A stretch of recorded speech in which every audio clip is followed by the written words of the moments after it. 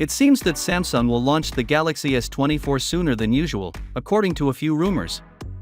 According to a new South Korean report, Samsung will launch its next-generation flagship smartphone series in January 2024 to make up for the sluggish performance of its semiconductor chip division.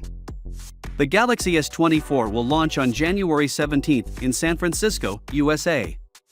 The company has apparently completed its plans for the launch event, and preparations have begun since the launch date is less than 2 months away.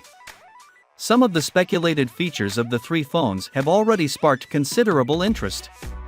The Ultra model's curved screen may be gone for good next year, with Frozen Universe revealing that the company will forego it in favor of a rounder frame.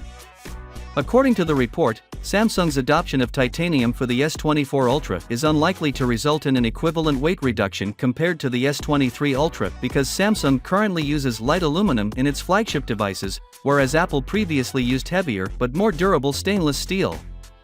Recently, we discovered that Samsung will include substantial eye-related capabilities with the Galaxy S24 series in an effort to make them the smartest AF phones ever.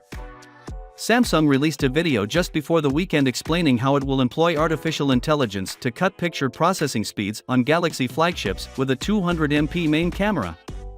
This implies that the Galaxy S24 Ultra will be the only device to get some of these camera improvements. We've also heard some chipset-related rumors, such as the Samsung Galaxy S24 Ultra will launch globally with a Snapdragon 8 Gen 3 chipset, as opposed to the S24 and S24 Plus, which will have the Exynos 2400 in some regions. We've already seen the S24 on Geekbench with a prime CPU core clock at 3.3 GHz, but a new version has been benchmarked with a higher frequency. Finally, what are your thoughts about it?